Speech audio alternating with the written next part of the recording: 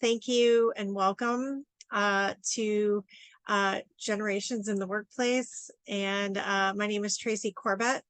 I am a full-time faculty member at Western Michigan University, Hayworth College of Business.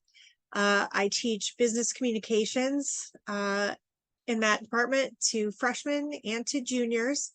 I also have a background in career and employment counseling. And so everything from resume writing and interviewing to people who are re-careering and trying to figure out what the next step or the next stage is going to be. I have been a part of Birch Price for about a year and a half now. And I am happy to be here representing them. All right, so thank you again for being here, and we are going to go ahead and get started. So give me 1 second. I'm going to share my screen.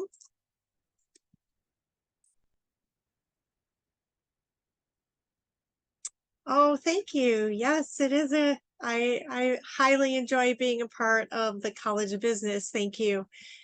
We have pretty high caliber students in the Hayworth College of Business.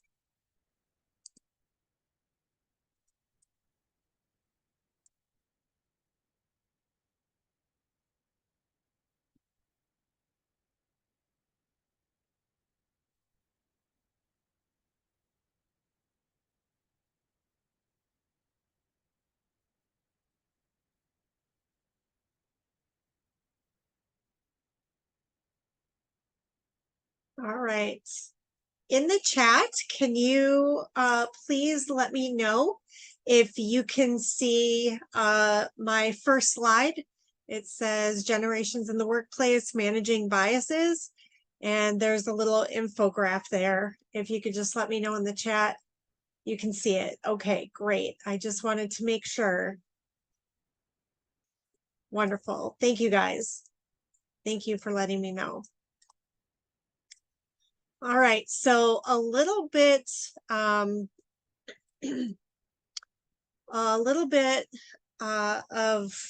background about how I got into working with generations in the workplace. Several years ago, I was teaching part-time in the College of Engineering and Applied Sciences at Western Michigan University. And one of the faculty members there, so this was several years ago, approached me and said, we are having a really difficult time connecting with the millennials in our classes right now. And would you be willing to, you're the student services, student development person, would you be willing to create some materials for us and do a presentation for us at our half-day retreat about the millennial generation and connecting with them and how to support them? And I did that, and it went over quite well. There were some naysayer faculty members in the audience, and by the time we got done with the half-day retreat, they approached me and said, okay, I get it now. So I felt like I did my job. I felt like things went well, and I've just been keeping up and revising and continuing to to enhance this presentation. And I've done it for many places in higher education, many departments, and I've also gone out into the community, and I've done work at several companies on helping them with their recruiting. At the time, it was millennials, and now recruiting Gen Z talent, and then help trying to get everybody to work together and have a little bit of understanding about why we all do the things that we do, in particular that influence on generations, and trying to make teams function better. And so it is my pleasure to bring this to you today.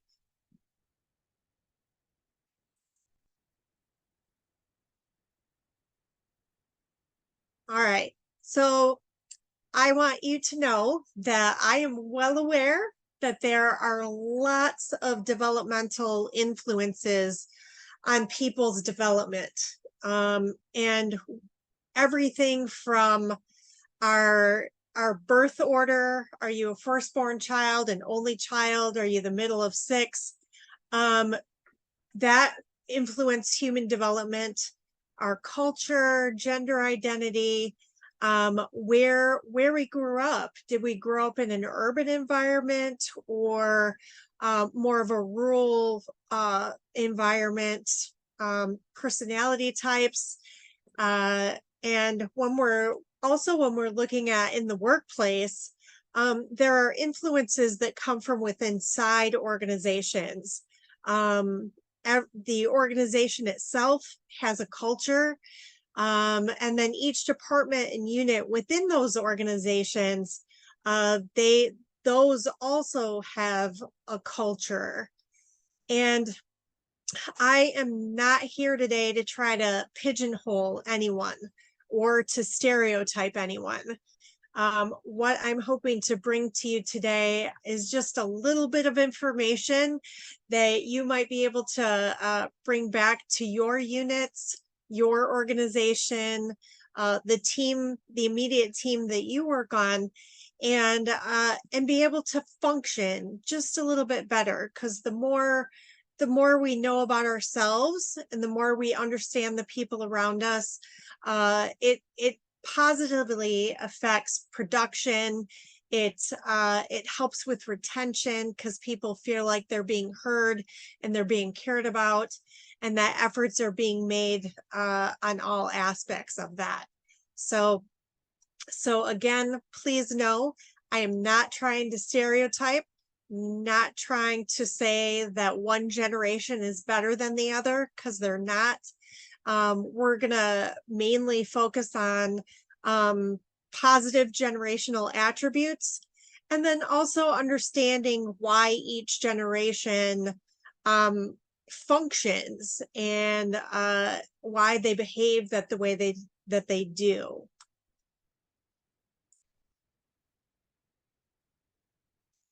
So in the chat for me, can you please let me know if you know your own generation?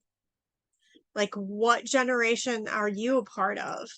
And I will let you know that I am a very proud Gen Xer, and I embrace that fully.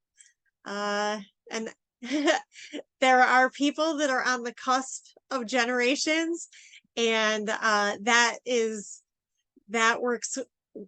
works well. I think that people who are on the cusp of generations, from what I can tell, they end up with the best of both attributes. And I think that it's like the best of both worlds. So I'm looking at the chat here. We've got an Gen Xer with the soul of a millennial. Oh, and we've got a Zillennial. Excellent. Great. Okay, thank you for sharing that. We've got a few boomers in the house, and so we'll be talking about that as well. A boomer barely. Okay, excellent. All right, so what I want to talk about is like what makes up a generation. Like, how do we define someone's generation? And so the definitions, they are multi-year birth cohorts, and people within those multi-years share generational consciousness. Like, certain things happen, and we can talk about, and we're going to talk about certain culminating events that a particular generation experienced and was influenced by. And so the most influential years are 0 to 18 years, and then 18 to 25.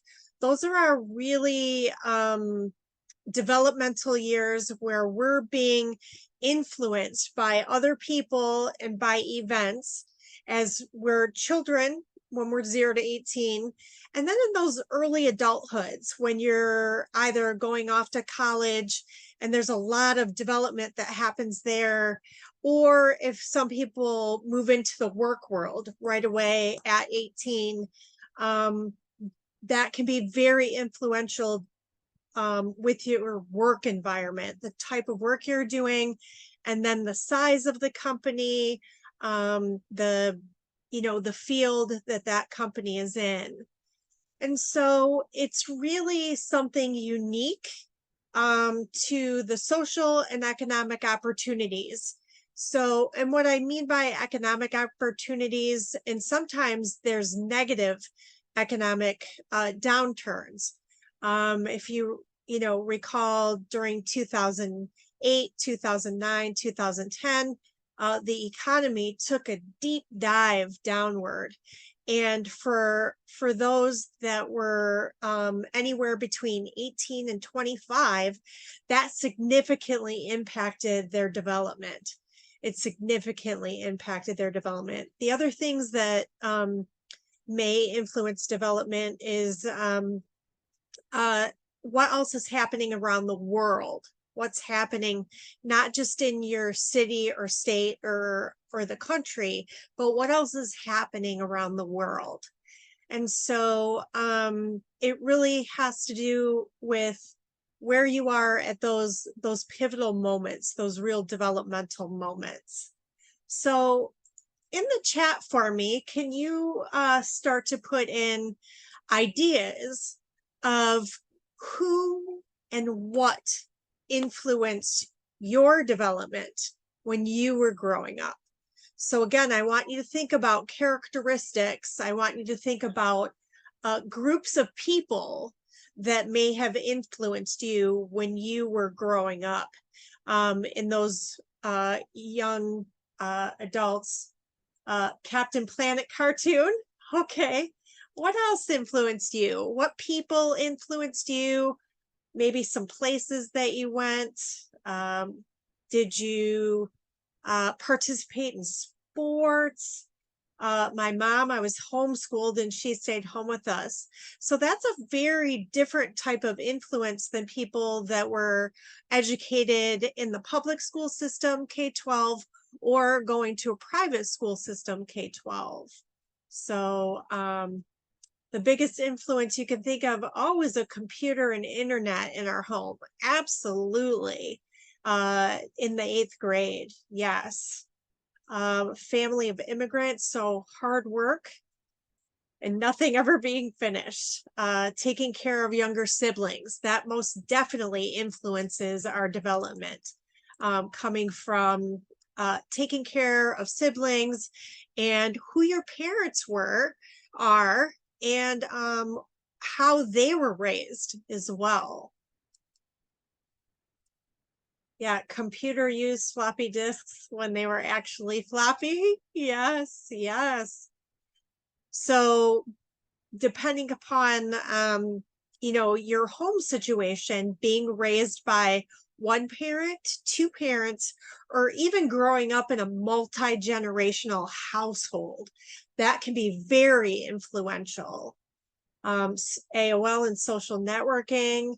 I like to remind people, if you were in sports of any type at any point in time, your teammates influenced you, your coaches influenced you, your parents that came to the games, and so those types of things. In addition to that, places of worship. So if you consistently or inconsistently went to places of worship, that is a significant influence in how your personality is developing, what your belief and value systems are, that sort of thing. Yeah, and your dad was a college coach, played volleyball since 6.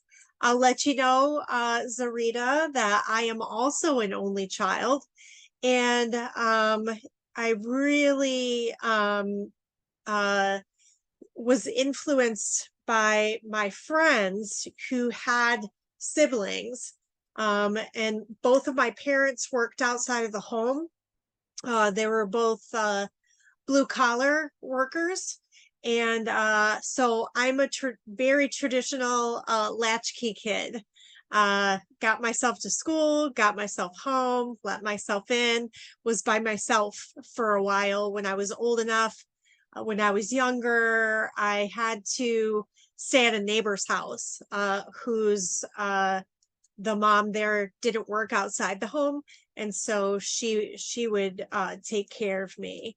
So yeah, okay. Grew up in church. Oh yeah, dad becoming a bivocational pastor. That's a huge influence on your own development, as to what our parents do, what our parents' beliefs are, and what they value.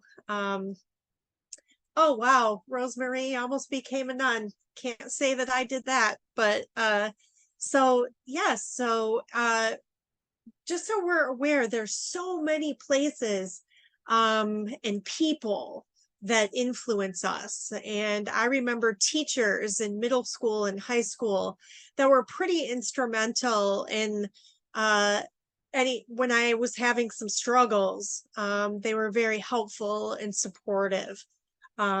So thank you all for sharing. I appreciate that very much. So we're going to move on to our next slide, and we are going to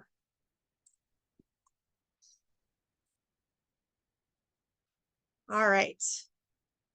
So I know it's a little bit small, so I will try to increase the font, increase the size for us in a minute.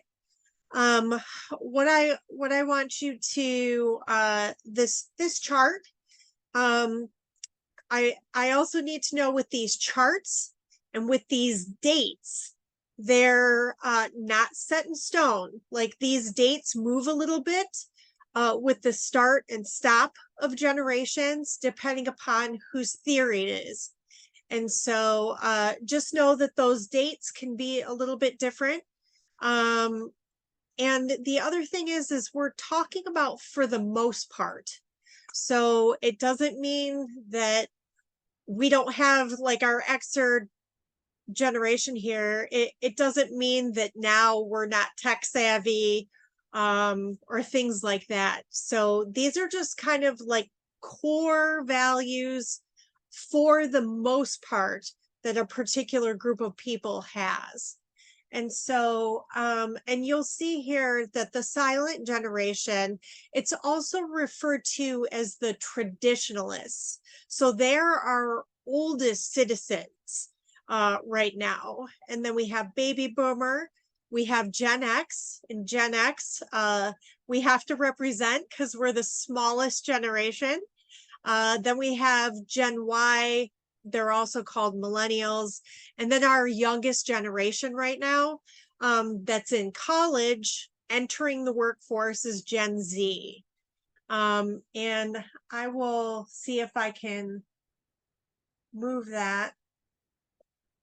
Are you guys able to see that a little bit better? I know it cut off part of it, but if you can let me know if you can read that a little bit better in the chat. And then I'll scroll down there. Okay, excellent. All right, great. And so I just want you to take this part in, and then I'll scroll down. We're seeing core values, work ethic, communication styles, feedback, and stereotypes, because there's lots of stereotypes regarding our generations. for example, when I started doing this work on generations, it was the millennials that were getting picked on a lot. People, us older generations were stereotyping them as being lazy, and having everything handed to them, that sort of thing. And that's really not the case. And so my job is to actually advocate for all the generations, and I take pride in being able to do that. And today we're also going to focus a little bit more on Gen Z and talk about how they were influenced by COVID, because that was the generation that was influenced the most by COVID. So I'm going to come back here, and if anybody has any questions or comments, feel free to put them in the chat. I do have the chat up, and it's off to my left side. So if you see me looking off to the left instead of straight at you, it's because I'm taking a peek at the chat to make sure I'm noticing any questions in there. All right, so were you all able to find yourself? So find yourself in here, and then do you, for the most part, can you identify with some of these attributes that we have about values, work ethic, communication styles, feedback, and stereotypes? So I just wanted to scroll down so we could see this again. So, and again, we're dealing with, for the most part, like on just regular days, doing regular things with regular people, you know, how does it speak to you?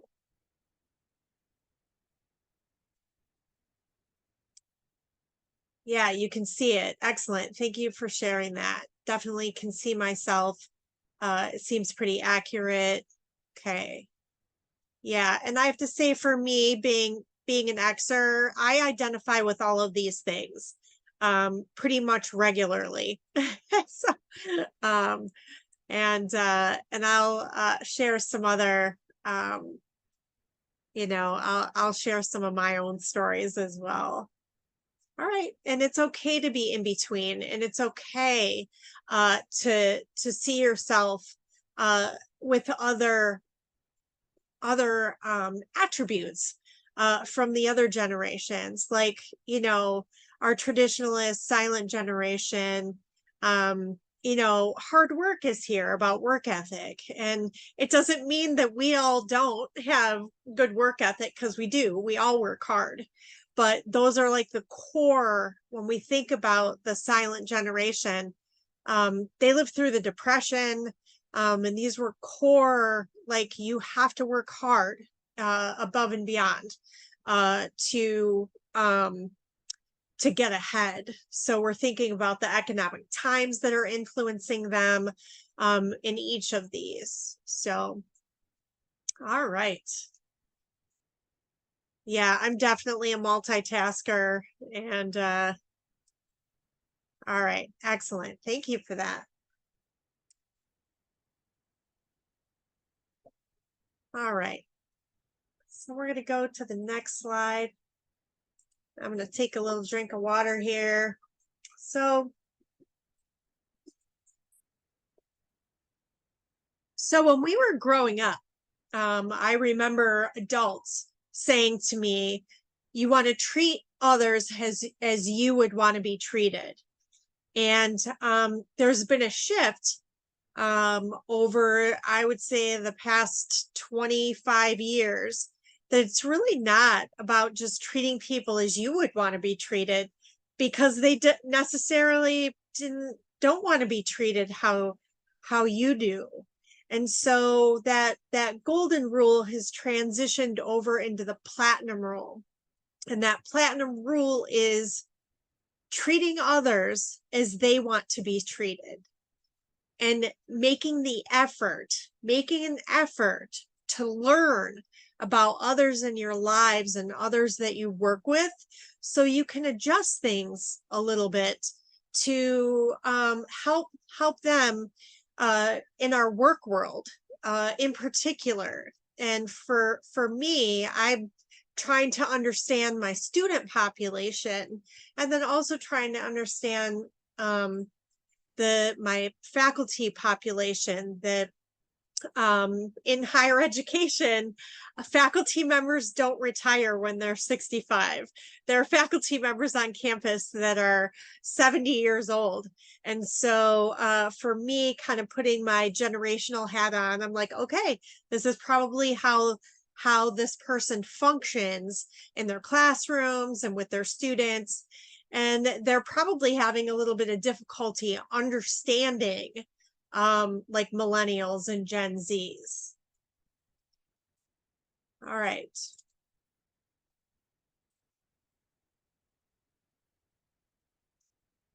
All right, so we are going to, I am going to see if I can put you guys into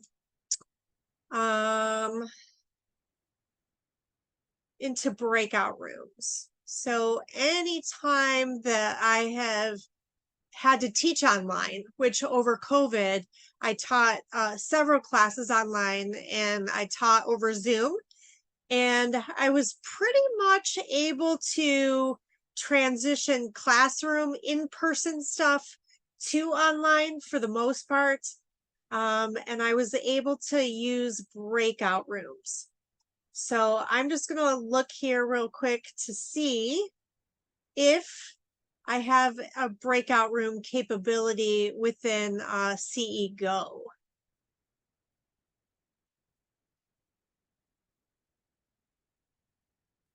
All right, it doesn't look like it, and that's okay. We will just adjust our how we're going to do this, because we're going to do a little exercise. It's better when we can get in groups, but we will yeah. Yep. So thank you for that. Thank you for that. So we won't be breaking out into any groups, but we can still do the exercise through the chat. We will be able to do the exercise through the chat. All right. So for a few minutes, I want you to think about your high school years. When you take a second and think about what types of movies were popular when you were in high school. And I want you to think about like the themes of the movies that you were seeing when you were in high school. The other thing I want you to think about for us, and I will ask you to put that in the chat in a minute, is what did the TVs look like when you were in high school? What did the TVs in your home? Did you have only one TV? Was it black and white? What did the TVs look like? How big were they? How many channels did they have? Was there a remote? Those sorts of things. So I'm gonna have you guys you can even just jot some things down. I'm going to open up the chat as we've got some things going on here. It'll just take me a second.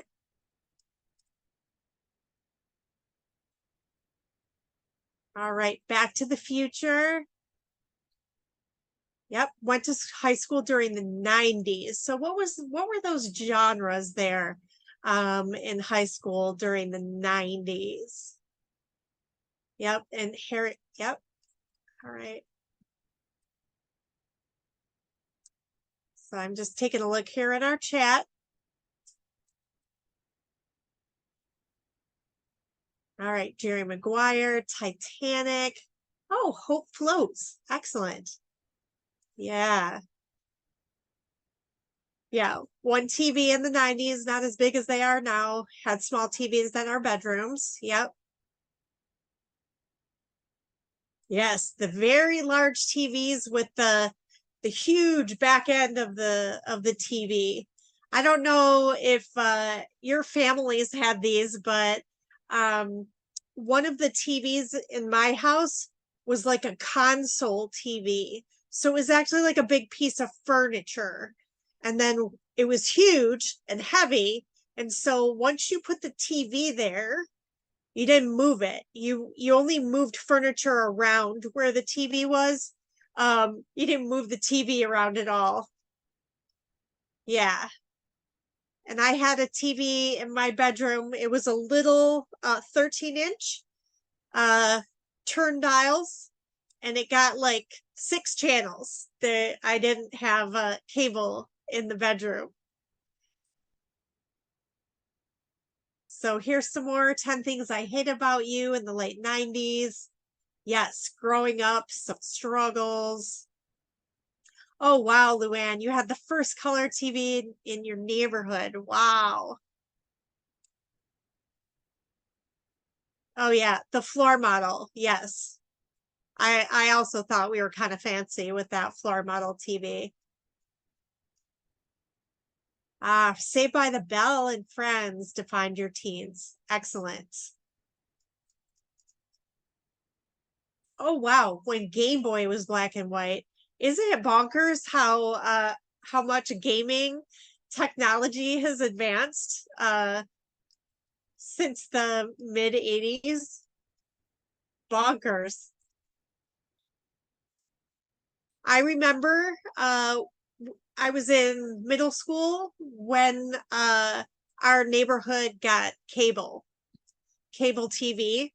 I lived in a small town in Metro Detroit, blue collar, and cable was rolling out uh like section by section of the town.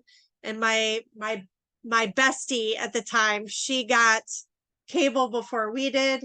So we would always go to her house at that point in time so we could watch MTV when MTV played videos.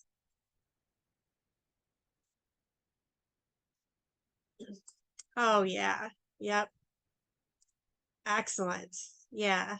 MTV was huge. Total Request Live. Yeah, thank you for sharing. That is awesome. So we can see different types of influences. So I'm gonna focus us back to movie genres, and some of these are actually books. So the traditionalists, our oldest generation, um, they were influenced more by the black and white movies. Um, Depending upon when they were born, uh, there were black and white movies at the theater that they would go to, and that was a big deal. And then they were more influenced by these romances like Casablanca.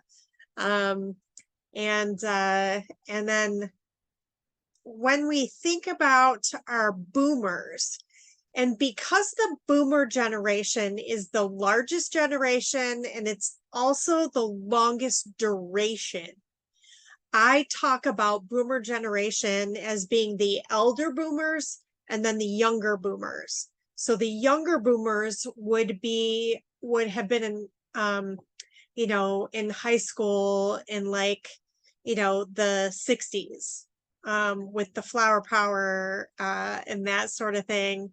And you can see the movie here, Beach Blanket Bingo. When we think about TV shows, like the 50s with Happy Days and things like that.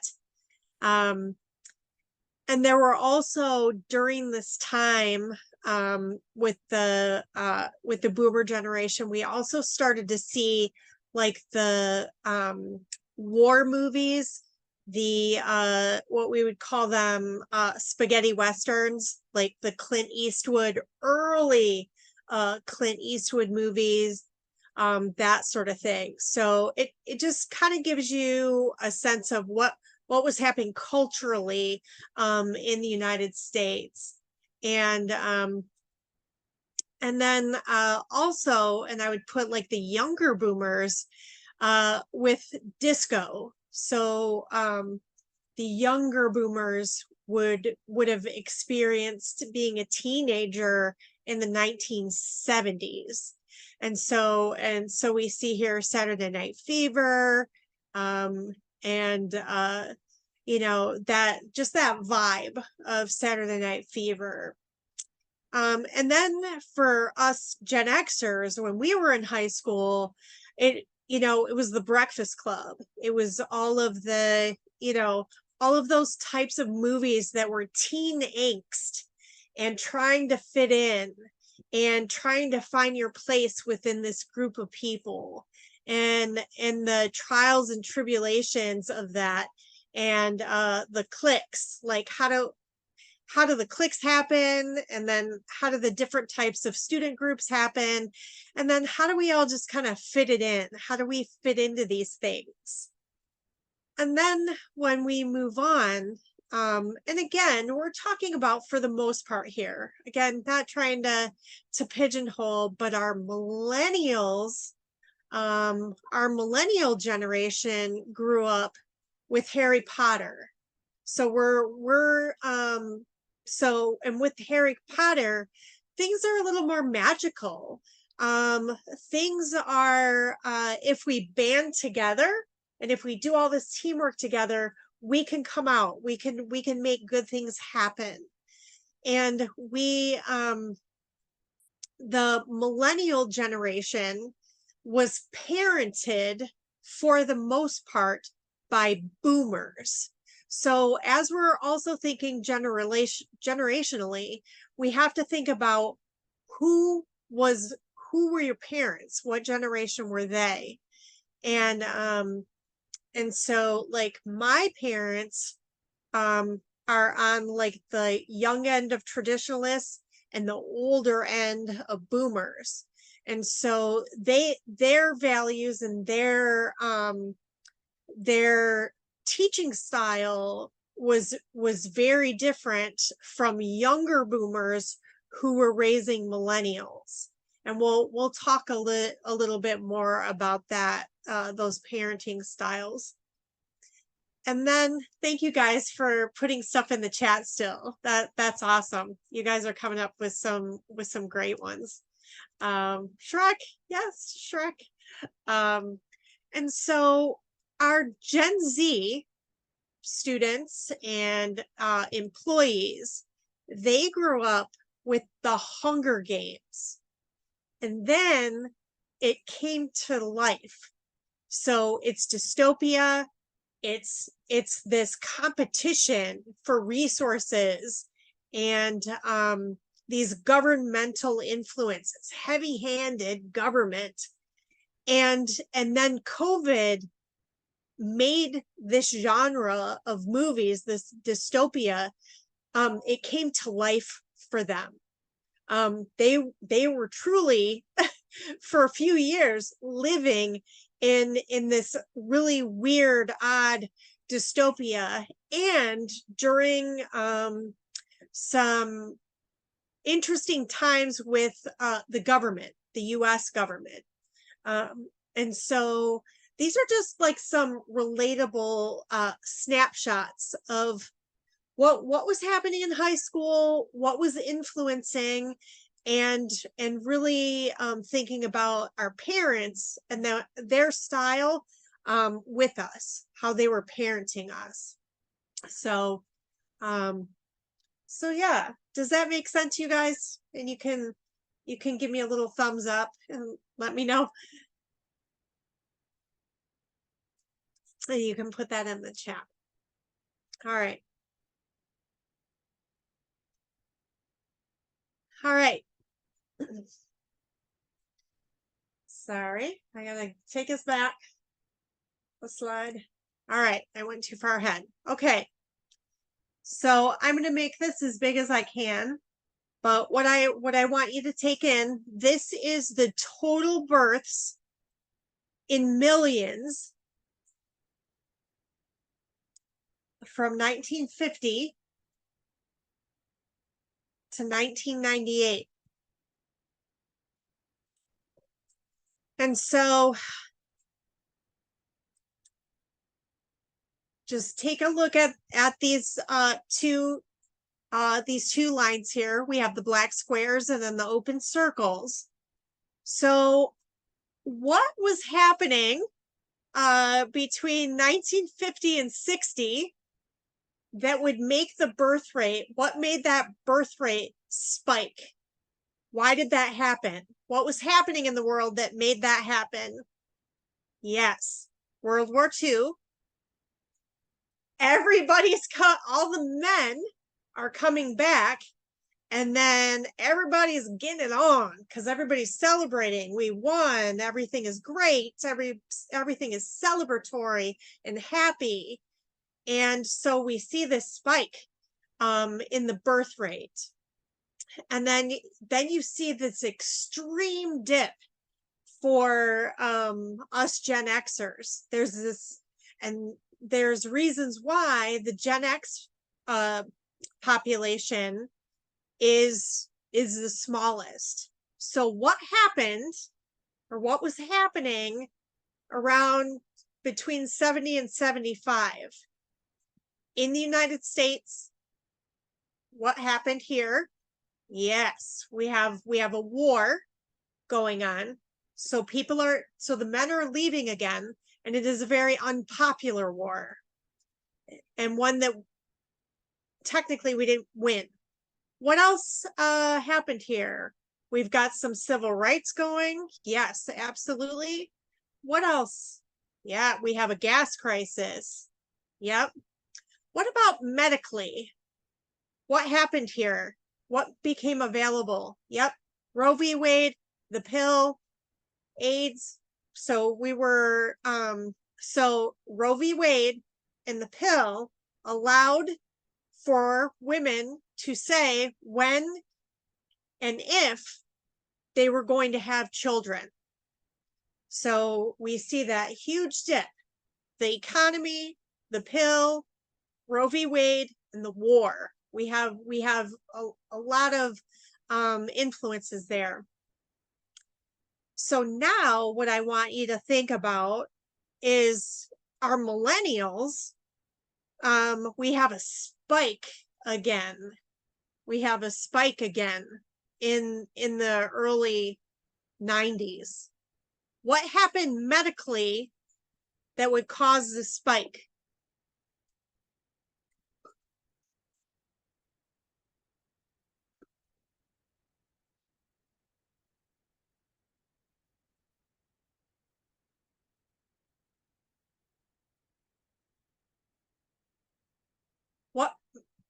What medical advances happened in the early 90s?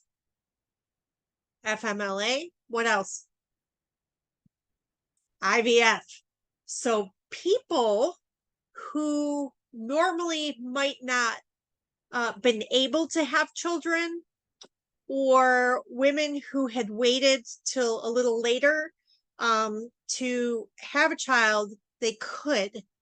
I know I worked with someone in the early 90s that was going through in vitro fertilization, and holy cow, it was a lot.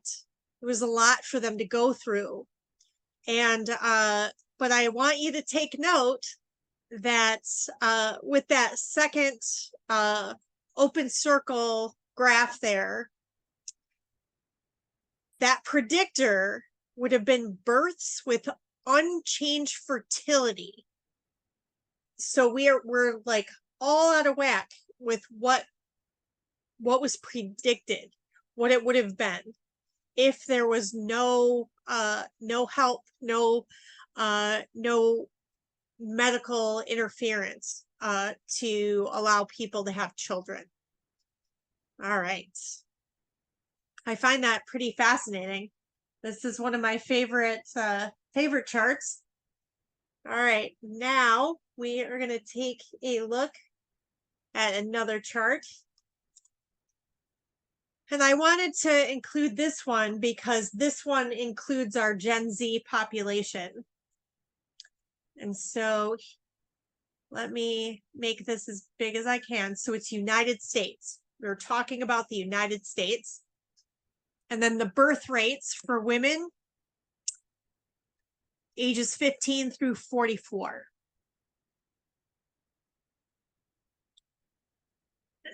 So we have this dip going down. What happened here between 2000 and 2010 in the world?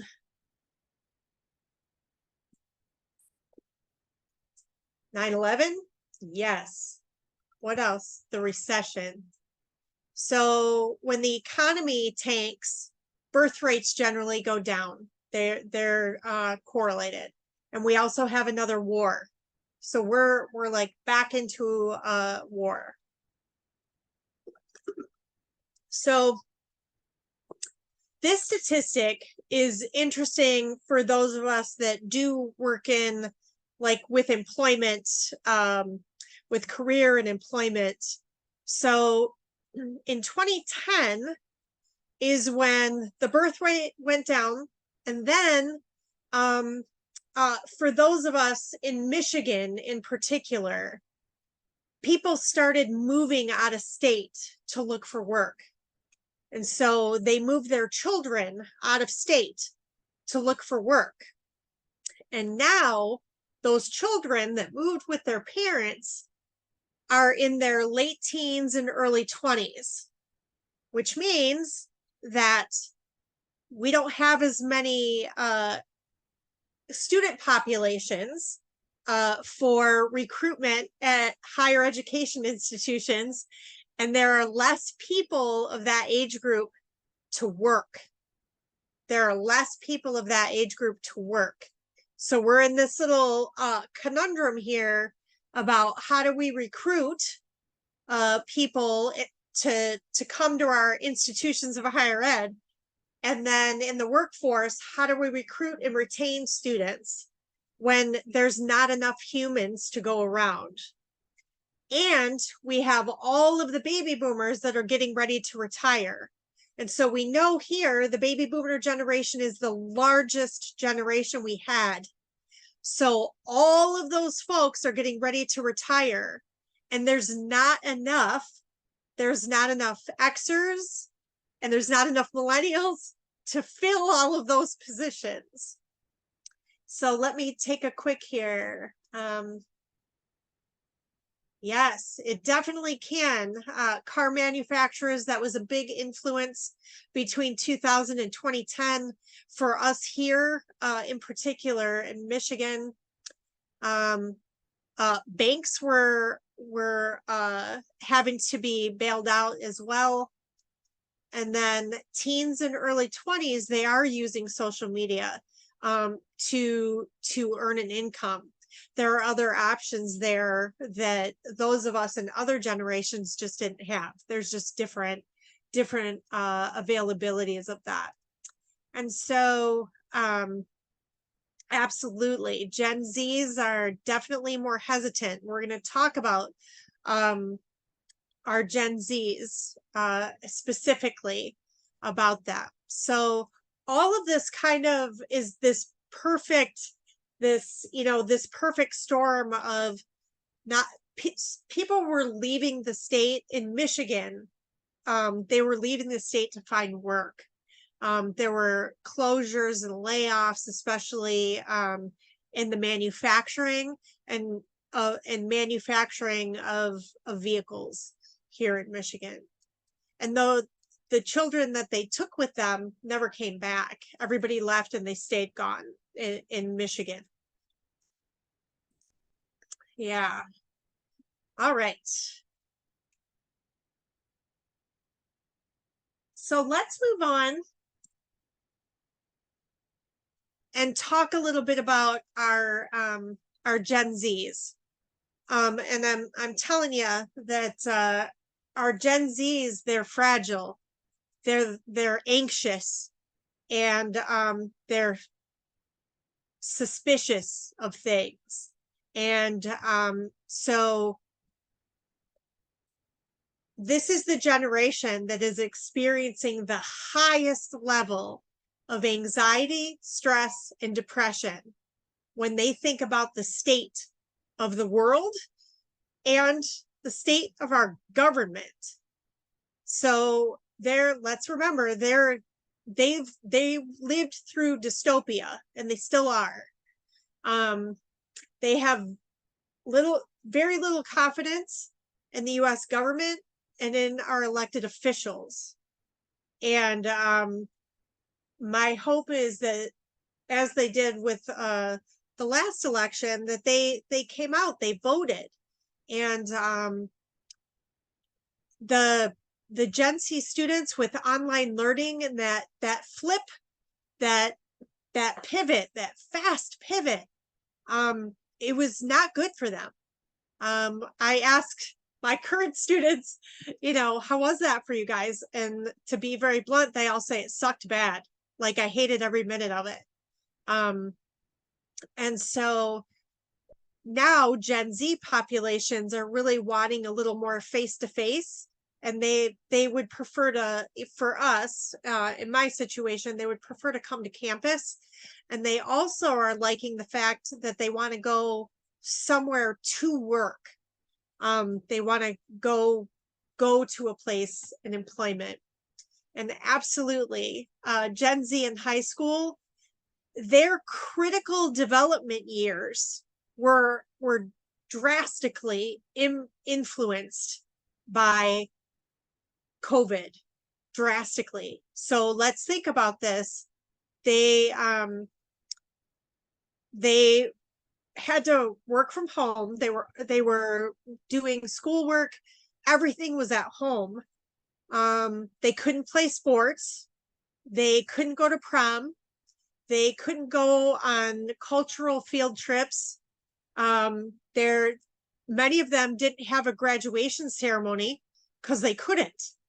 And so these pivotal developmental stages that they were going through, whether they were freshmen, sophomore, juniors, and seniors, they were the one impacted the most.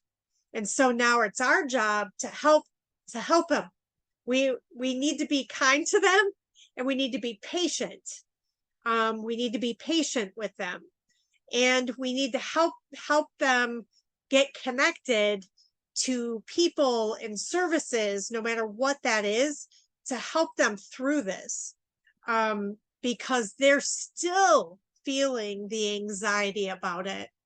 And so it's very interesting. They're doing better, but they're the ones that are not afraid to talk about mental health, and they are not afraid to seek out assistance. They're the ones kind of pushing it to make it more mainstream, and to not have it be so stigmatized. And the anxiety was real, and the disappointment that they experienced was real, and that social isolation.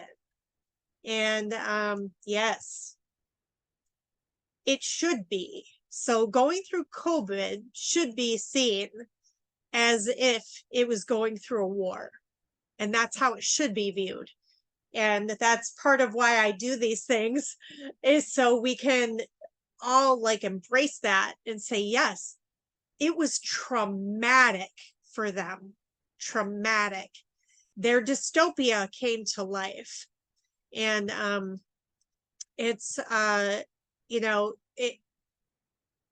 it's sad, and it hurt my heart when I was teaching freshmen online. They came to campus, but they didn't have any in-person classes. So they were on campus, but they were all in their dorm rooms. And it hurt my heart that was their experience, because their first semester at college should be, exciting and new things and be meeting people, and they missed that. And I told them that, it hurt my heart that happened. So, just making it front and center about our Gen Z students. All right. here we go. So we are going to start with our youngest generation and just talk about them from a like their assets and liabilities and that sort of thing. But before we do this, we're an hour in.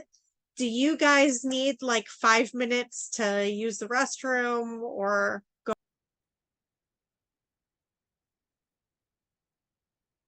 Excellent. Thank you.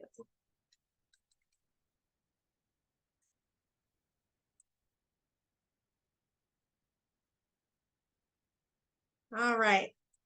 Thank you. So we're gonna shift over into generations in the workplace. Um, and as we move through these, feel free to put in the chat if you've experienced this with some Gen Zs, or maybe you're the parent to a Gen Z who may have experienced these things either in a part-time job or their first full-time job.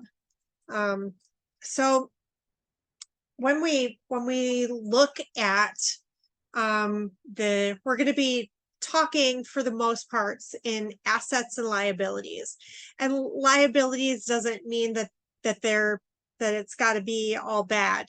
It's just as a group, what are some things that they do consistently, what they've been conditioned to do, that may or may not be beneficial to them.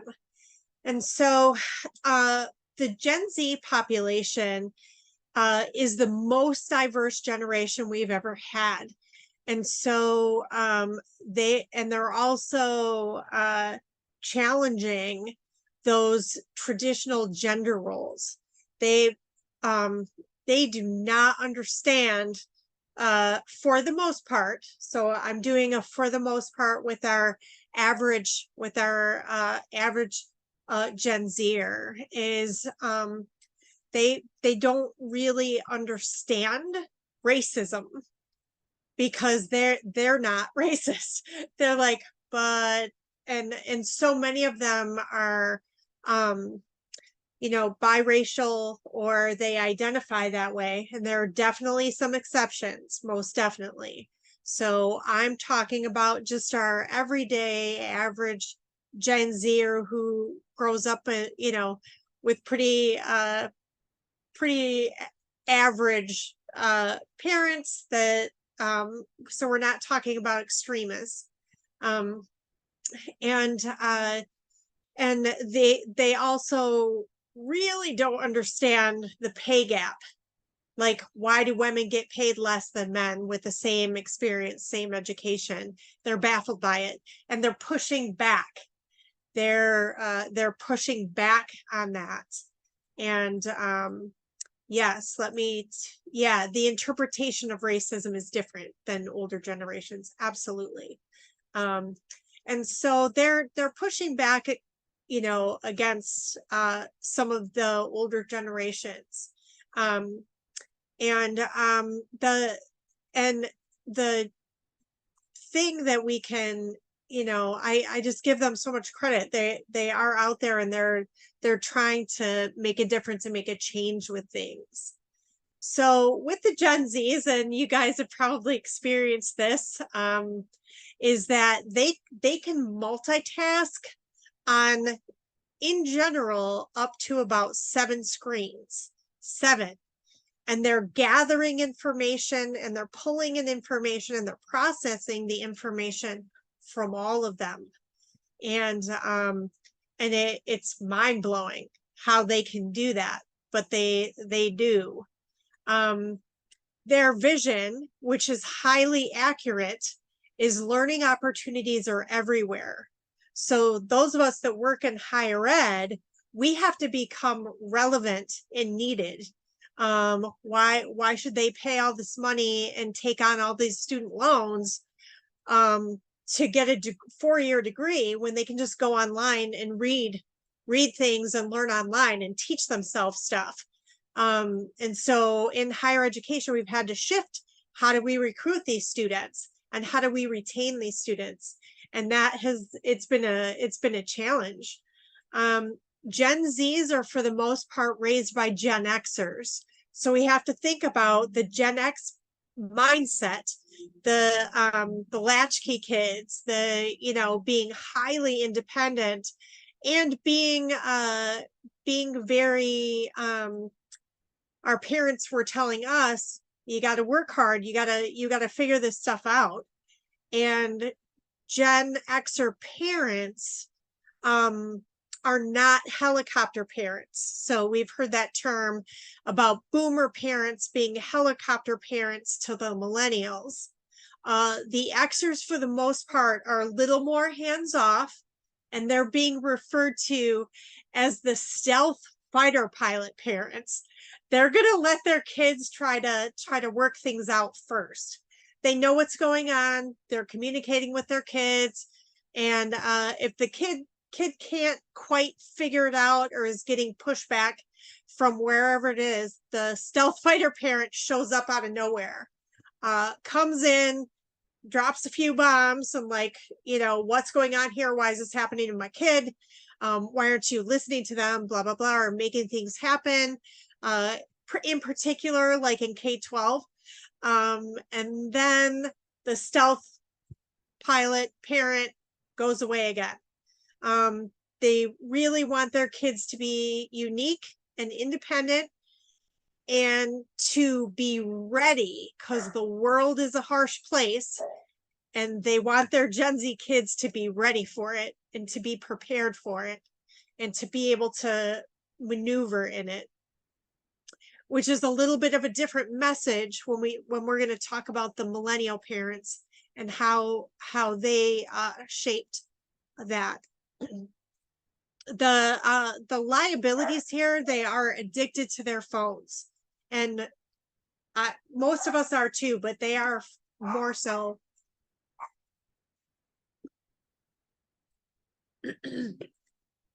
Excuse me.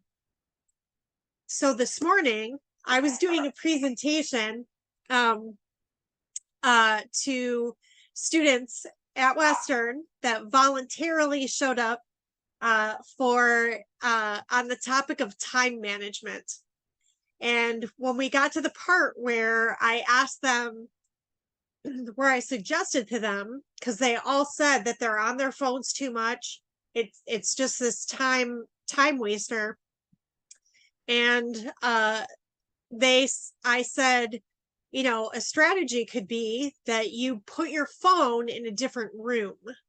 Put your phone in a different room for 30 minutes and see what happens. Like, focus for 30 minutes. And when I said, can you do that? They all they were like, no, not even for 5 minutes. They couldn't do it. And so that's a hardcore addiction. In addition to that, they do have this fear of missing out, this FOMO thing.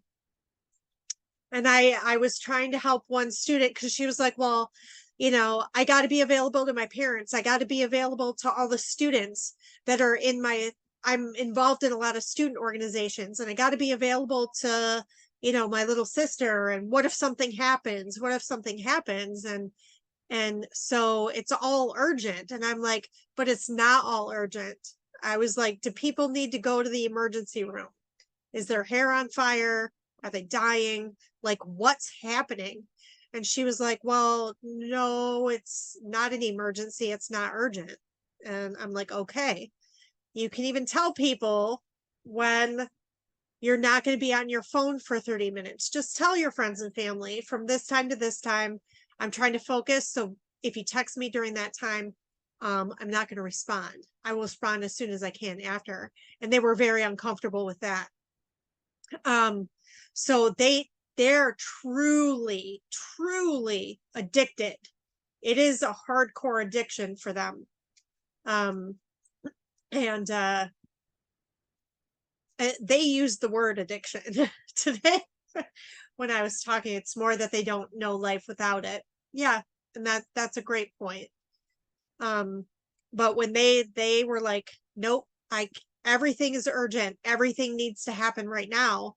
And then when I you know, made the comment that it's not all urgent, sorry, they didn't agree with that. So um the other thing that we are seeing is that they're unrestrained by the boundaries of time. Um, they're they tend to be, for the most part, late. Um, like they miss appointments, they miss doctor's appointments, they show up late to appointments.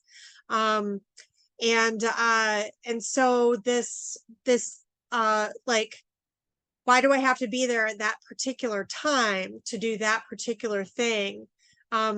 It's challenging for them. And everything's immediate. Everything, they want everything immediate. Everything is immediate. And they do believe that work can be done anywhere. Like any job at any time can be do work anywhere. And that's just not the case. There are certain roles, there are certain positions in any industry that it can't be done anytime, anywhere.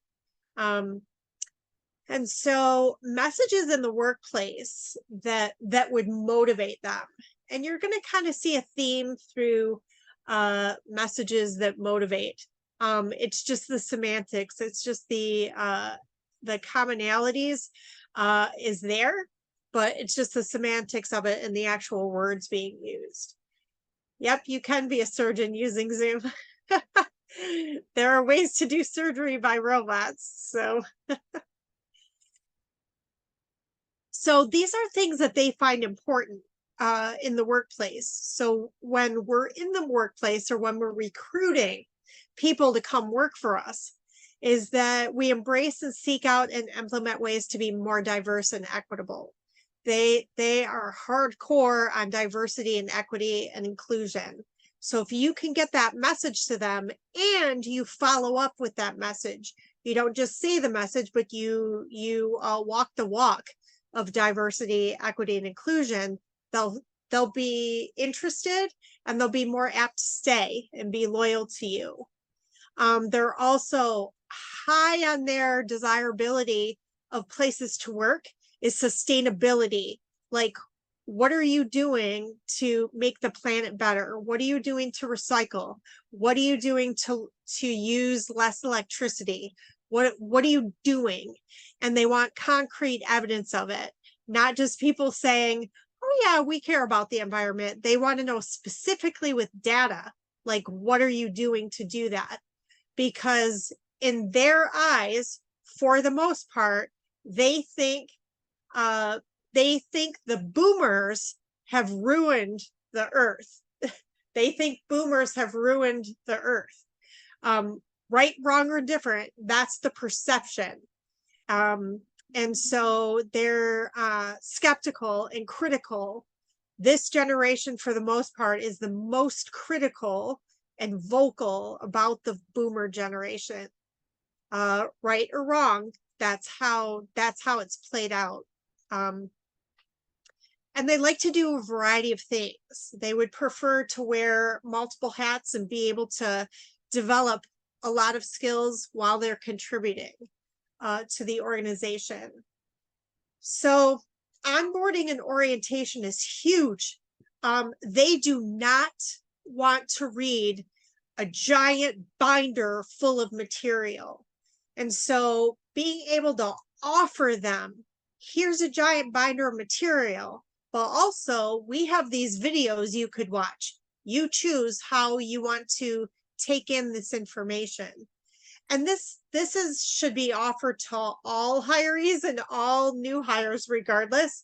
Give them an option as to how they want to receive this information. Do they want it in person in a workshop? Do they want to read it in email? Do they want to have a binder that they can go through?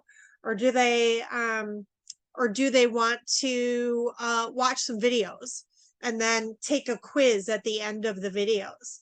This is very difficult to do. Like, HR departments struggle with this. And because we also have pushback from people of older generations saying, but we've always just had the binder. So if I could use the binder, why can't you use the binder? And the thing is that other generations learn differently and they respond better. And sometimes it's nice to watch a video or to listen to something instead of having to read it. So really having these other ways of doing that, and having additional ways to communicate, you know, Slack, the text, instant messaging, that sort of thing. And having multiple ways to communicate with them on that. They really do want to continue to learn. This generation, they can learn anywhere, anytime on YouTube or any other place. And they're really, really, really, as I said, invested in diversity, equity, and inclusion, and they want to see evidence of that.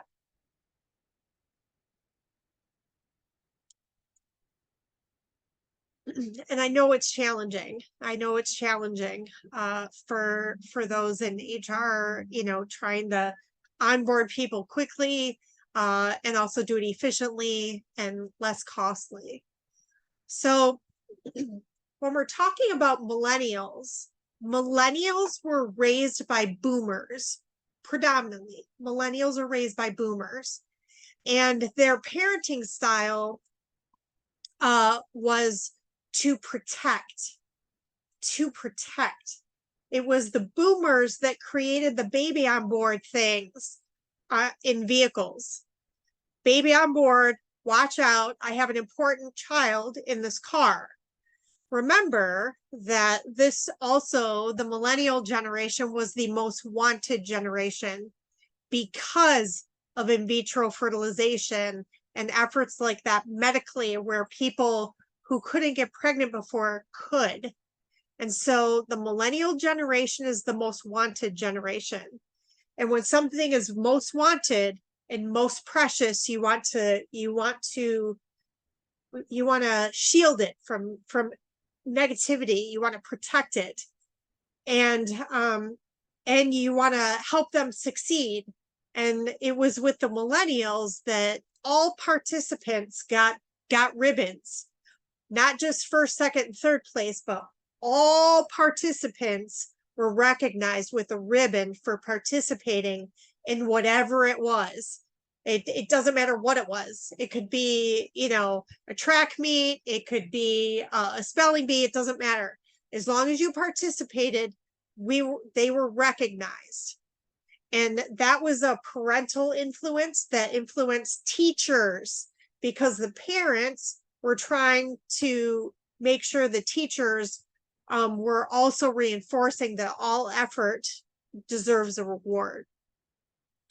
And yeah, thank you for saying that about connecting those dots. I mean, when we're talking about blood, sweat, tears, and money to have a child or two, that's an investment. And I want you to think of your other investments. Like, we have people that collect baseballs, and those baseballs are in a glass container, in another glass container with a light that shines on it, in a room that nobody goes in. That's how, you know, valuable those baseballs are.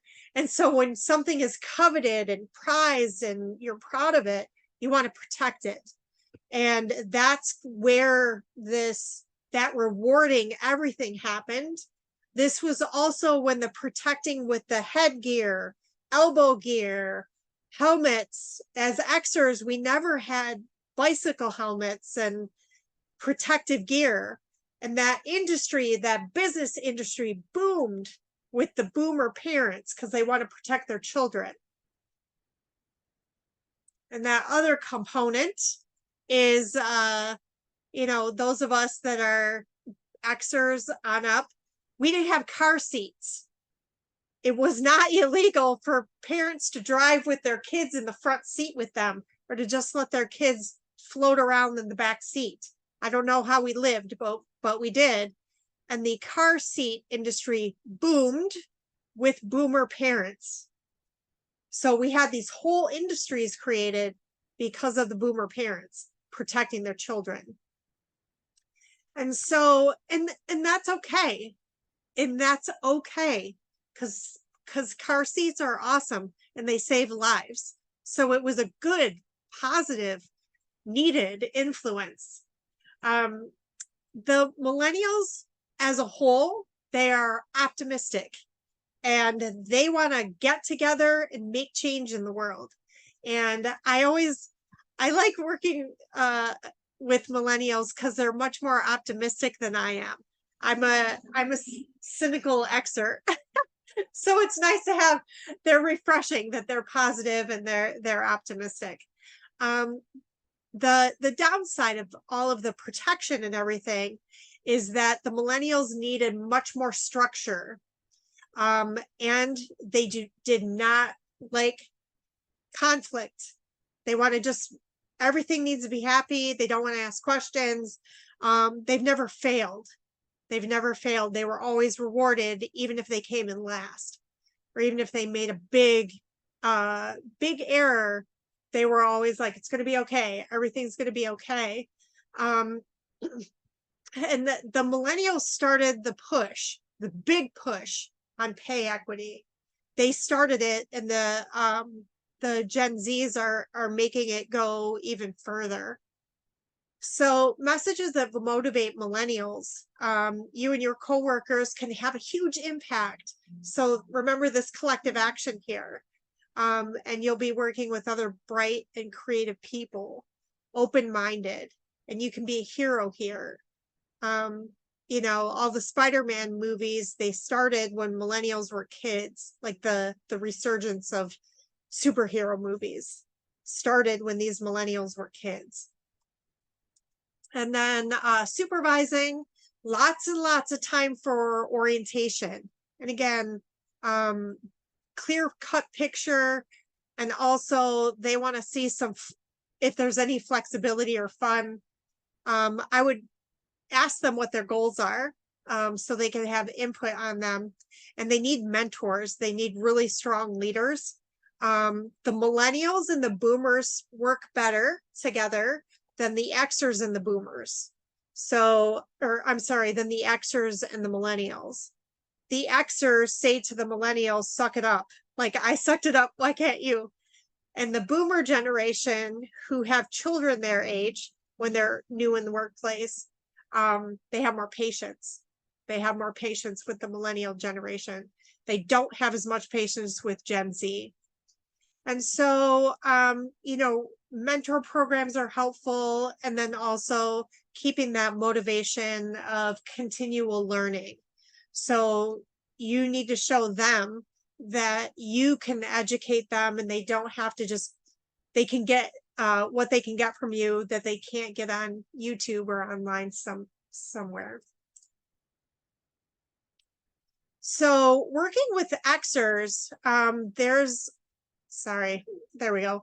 Xers tend to be adaptable, independent, and for the most part, unintimidated by authority and unimpressed by authority. And I live that. I've lived that like my whole adult working life, especially working in higher education. You got to earn it. You got to earn it from an Xer. I don't care if you've got a PhD or not. I need you to earn my respect. I'll also own the impatient. I don't quite identify with the poor people skills or being experienced, but I'll take the impatient and cynical. I'll own that all day. I will own that all day long. The messages that motivate us is we're not very corporate. So Xers do not like to be micromanaged. We like to tell us what to do, tell us what the parameter is, and then let us go do it. Micromanagement does not work well with Xers. And the runaround. Yes, I don't like getting the runaround either. And so there aren't a lot of rules here. We're not very corporate. Like, we don't have all this red tape and things like that. The Xers like to have some life outside of work, life outside of the office. And a little freedom and a little flexibility goes a long way, even a little bit. And then constructive feedback, and enjoy developing a wide variety of skills. And so we're seeing, like these consistent themes. Everybody likes to be able to get some professional development and learn more things while they're on the job. The semantics are a little different, but the sentiment and the passion behind it is the same. Yeah, corporate politics, it's like, just I don't want to be involved in the corporate politics. And keep those comments coming in the chat. I'm doing my best to keep an eye on them. All right, so now we move into the boomers. Very service oriented, going the extra mile. They tend to be good team players. And then some of the liabilities here of the reluctance to go against peers. They can be sensitive to feedback, and they can be a little resistant to things being done differently. And over the years, I've had to interact with several manufacturing facilities here in Kalamazoo. Manufacturing, construction, for the most part, they're run by white male boomers. And I've interacted with them, trying to help them understand how they can recruit millennials and Gen Zs. And over the past almost 20 years now, and to this day, they are resistant to doing anything different to recruit millennials and Gen Zs. Every time I will give them data, I will give presentations. It's a hostile environment when I give presentations on this kind of stuff to manufacturing facilities. They don't want to hear it, and they push back. It's hostile, and I can feel their hostility, despite the fact that I'm giving them data, that I'm giving them concrete data on why you need to change. I'm giving them concrete data that there's not enough humans to fill all the boomer positions being vacated. They just don't want to do it. And so it's challenging and it's frustrating. And people call it a stereotype about the boomers, but it plays out. It is a stereotype, and it does play out, and it is pretty frustrating. And I know it's not all boomers. I know that. I know they're boomers. I work with them that, in higher ed, but it also has to do with the industry and who runs the industry historically and who's still running it. For the boomers, they want to know that they're needed and that, they're still valued and needed. And they like a lot of public recognition. There are other generations and other folks that dot. These are the folks that like the plaques. They like the things that they can put on that they can put on their desk. They like a new watch, stuff like that. They want like that visible recognition that they've met these criteria, that they're excelling and gaining these accolades. And it's a challenge, and sometimes they are the bottleneckers. Things get stuck right there when they could be moving forward. There's other way to do things, and it's unfortunate. They could be doing some great things if they shifted just a few things and shifted a mindset just a little bit. And some of it doesn't cost any money at all. Some of it doesn't cost money. So our last one here is the traditionalists. So our eldest generation, they are still working, partly because they don't know how to retire, and partly because they can't financially. Many of them lost a lot of money in 2007 to 2010. So they literally can't retire. And so they need to find places to work part-time where they're respected and valued. Culver's, if any of you have ever gone to Culver's, they have a very healthy, robust, diverse, generationally workforce. Their workforce is happy, and they're all different ages, and they also hire people with disabilities, like some sort of disability. So that environment is very high functioning when it comes to being inclusive, inclusive in a workplace. And so when you are hiring them, if it's a full-time job, a part-time job, they're going to bring stability, and they are loyal to the core till the death, and they are going to work hard for you. The challenges with that is they might not be up to speed on databases and some of the software platforms you use. And uh, they can push back a little bit too when they disagree with something. But they want concrete. What do you want me to do? When do you want me to do it? Where do you want me to do it? And how much? And for how long? So they want all that detail, concrete direction, and messages that motivate them. Like, we're a better place because you're here. You bring a whole different perspective and energy to our customers, to our staff, and we respect you for that. Plenty of time to orient. Even if it's just a part-time employee, they don't really like to jump in. They want to see what's happening. They want a lot of direction, and then they don't want to just jump into something. And help tie them into your history. How can they fit in? How can they relate to your history of your organization or your department? And they will need some training with technology, and that again, they like the visual accolades, not just an email. They don't want you to just send them. It's too impersonal for them.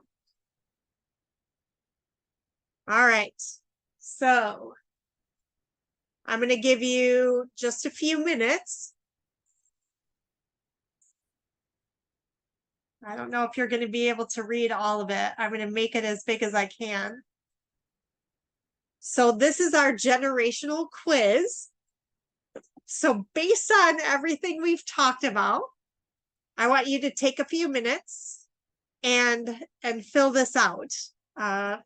Normally I would have you work in pairs, but I can't put you in the breakout room, so you'll have to fly solo, and you can talk to each other in the chat if you want.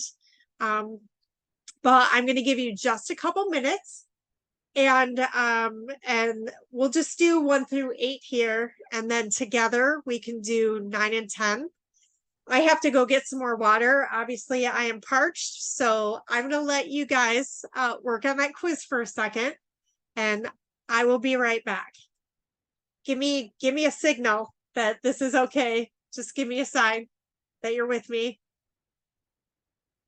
and that you can see the quiz. Okay, thank you. All right, excellent. I'll be right back, and then we'll finish out.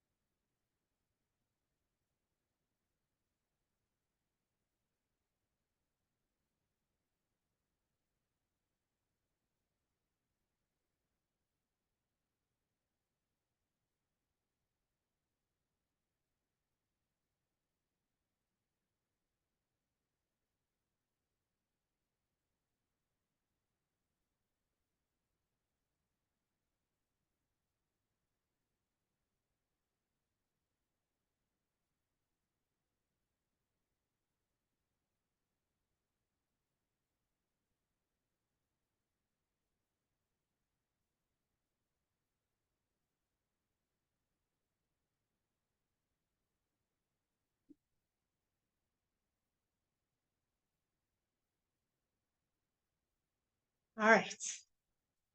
I'm back. How are you doing with the quiz?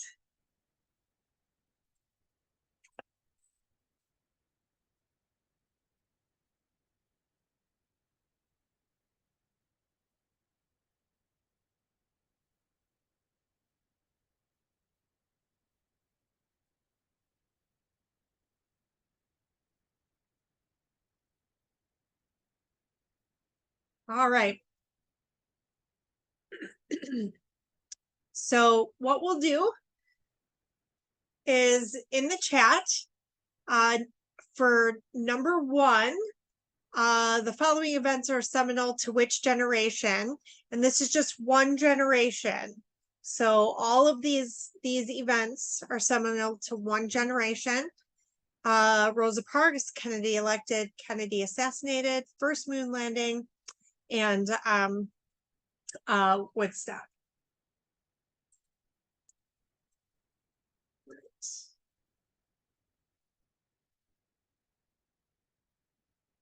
Yes, boomers. All right, number two. Which generation's core values include authenticity, uniqueness, and shareability? Yes. See, you got this. All right. And number three, these messages in the workplace motivate which generation? We're not very corporate. There aren't a lot of rules here, and do it your way. Yes. All right. You guys are awesome. Thank you for participating with the little quiz. All right. So, how did we do with matching the work ethic to the generation? Where did you guys put the Xers? What word with the Xers?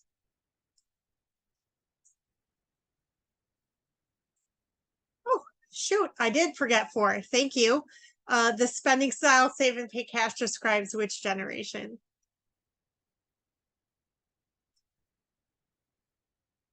Yeah, traditionalist. I think we'll drop down to number 6 just for our purposes with time. So we're just going to drop down to number 6. So which generation's core values include optimism, selflessness, and competence? Number 6.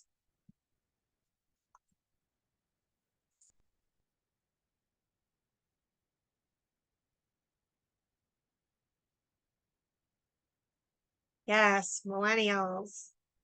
And which generation members would say they admire these people? Bill Gates, Mother Teresa, Beyonce, Nelson Mandela, and Ellen DeGeneres.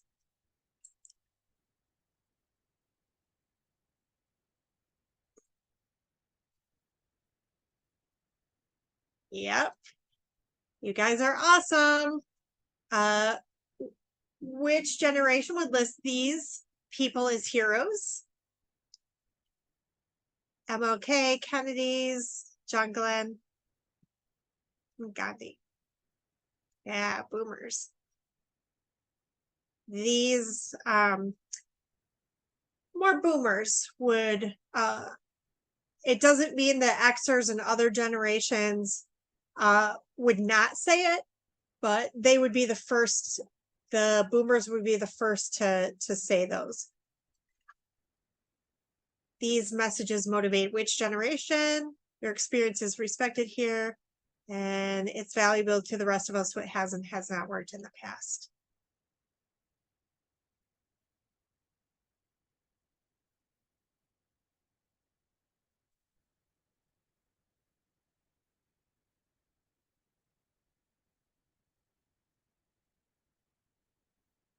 It could be Gen X, could be, because we're getting older. So we're thinking about what has and has not worked in the past. So we would be looking at more boomers and traditionalists that would want to feel that value that they've been here a long time and that they're still valued here. All right.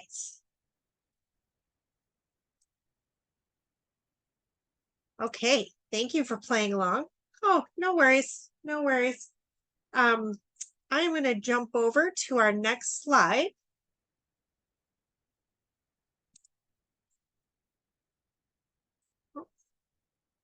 All right, so and I'm going to show you this book. So hopefully, oh, you can't see it, but I will give you the name of it. It's blurring it out. I have to put it right in front of my face, I think. So this book, there it is. It's called Sticking Points.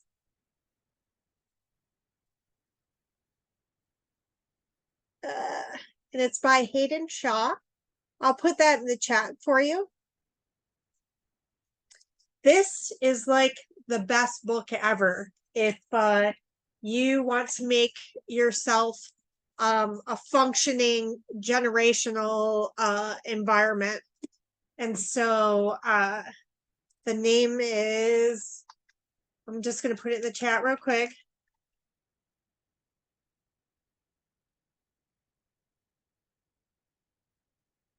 By Hayden Shaw.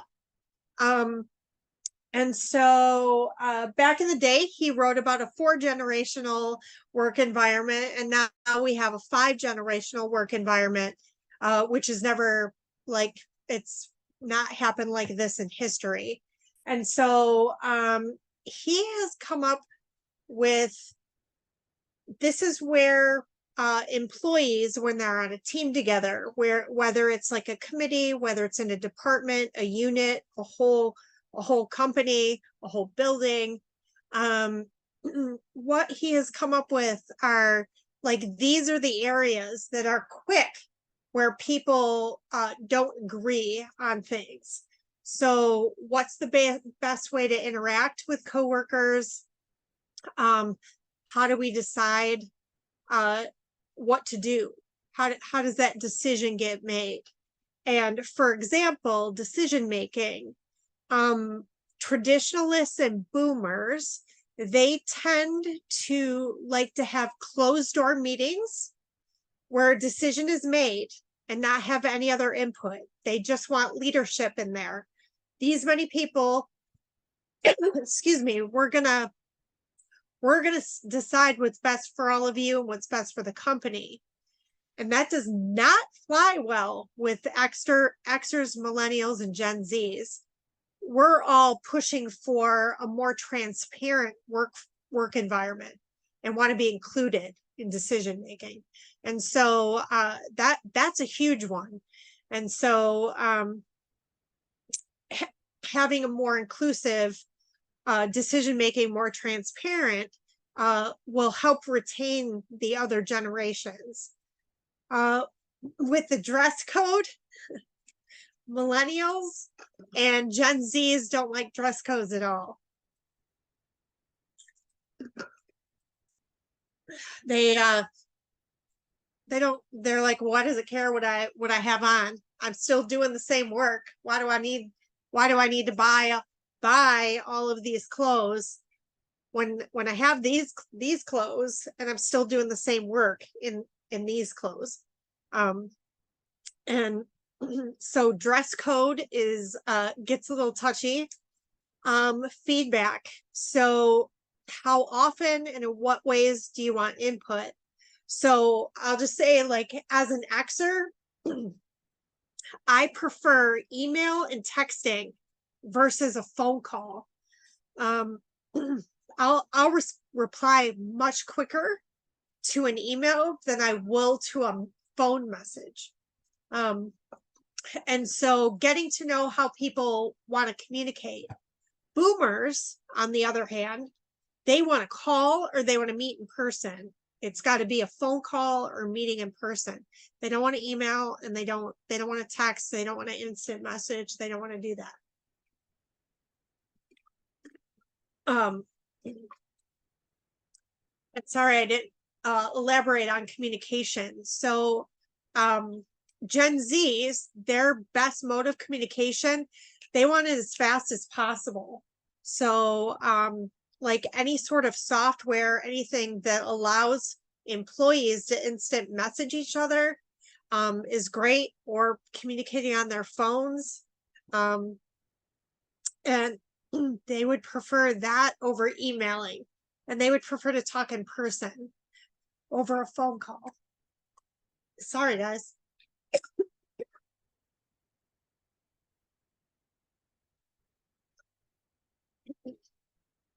So millennials brought fun to work. Millennials, when we saw Google and what their campus looks like, what their work environments look like. So millennials brought fun to the workplace. Gen Xers have fun in general outside of the workplace, a little bit at the workplace. Boomers, they don't want to have fun at work at all, because that's not what they're there for. They're there to do a job and to go home. How do we pass on critical knowledge to new employees? You guys have alluded to that in the chat, that there are certain generations that don't want to share the information out to the new generations. The loyalty, so our traditionalists and the boomers are much more loyal than millennials and Gen Zs. Gen Xers, we're kind of in the middle. We'll be loyal to a certain extent, but if you start treating us bad, or things are going south, or we're being micromanaged, or like something's happening, then we'll go. But it's yeah, traditionalists and boomers, high loyalty to the company, and they expect loyalty to the company from their employees. And Gen Zs and millennials, if they see something better, and they're being treated better, they're gonna go somewhere else. They're not gonna be there for 25 or 30 years. Meetings is another one on how to conduct meetings. Gen Xers tend to not like meetings. Boomers and traditionalists like meetings. And the younger generations, millennials and Gen Zs, think that meetings can be held anywhere, and that they should be held. They can be and should be held anywhere, and they need to be purposeful. So, and I'm right there with you. I hate meetings.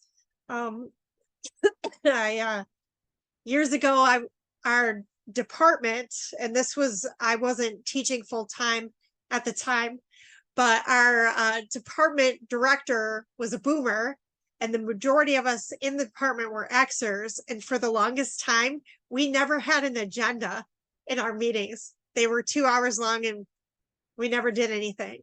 It drove us all nuts. We finally got her to start using an agenda and sticking to it. Policies, rules, or guidelines. The older generations, policies are policies, rules are rules. We don't stray from them. And the younger 3 generations were like, but how long is this policy in place? And why is it still in place? Like, we're questioning, well, why? And is it still effective? Respect, again, the older generations just automatically expect it. And the younger generations respond to that a little differently. We've talked a little bit about training, like, how do I learn best? The younger generations need a video, they need to listen to something, and older generations want to read it. They do want that big binder. They want it on paper. They don't want to read it on a screen. They want to read it on paper. And then that work ethic, and that's a very hot topic that we could talk for hours about. But we don't, because we're coming up on our minute here. I also wanted you to see that there's another 5 steps for leading through generational differences, and acknowledge, appreciate, flex, leverage, and resolve. And it takes a lot of finesse to manage a multi-generational workplace. It's one size can't fit all, and it is a challenge, but it's worth the challenge, because your employees will be more loyal, and they'll be more happy, and they'll be more productive. And then this last one here, it's ACORN, successful cross-generational environments. So accommodating differences, creating workplace choices, which we have talked about, really getting to know employees and using that platinum rule for that, accommodating, that operate from that sophisticated management style. Woo, it's challenging, and but again, when you make the effort, it will bring rewards. And then respecting competence and initiative, making sure that you're recognizing that, and then hiring very, very carefully and training carefully, because we know bad hires cost a lot of money. That turnover costs a lot of money. And then make retention an everyday thing. Do the recognition as they want to be recognized. Send them on some workshops and trainings, and maybe a conference. Figure out what they want. Ask them what it's going to take to retain them. Again, and that doing more of that platinum rule. And then being specific with how you're recognizing people. Is it how they want to be recognized? I know I blew through those really fast. Sorry about that. But I'm just going to bring us to our last slide. And I just want to say thank you very much for all of your time and being interactive in this environment. It's a little challenging when I can't see anybody. And you guys participating in the chat made it very, very helpful. We could talk about this stuff all day. I've in the past, I've done half-day workshops, 3-hour workshops, 2-hour workshops, because you can really dive deep into these things. And I love it. And even if you just get one little aha that will make things better for you in your workplace and how you manage people, I think that it is a win. I think you guys will get this PowerPoint, and I think you should be able to reach out to us somehow. This is the first time I've done this with Birch Price, and I'm super happy that all of you were here. And I'm hopeful that we'll be able somehow to be able to see all of the participant names, and then we can get some information to you. I'm going to stop the share here, and I'll ask the Birch Price folks like how this works. But I'm happy to share anything, and I love talking about this. So hopefully we will all meet again at some time in some way, whether it's virtually or in person at some point in time. So thank you all very much. You made these 2 hours go by really fast. Thank you. Have a great rest of your day and a great weekend.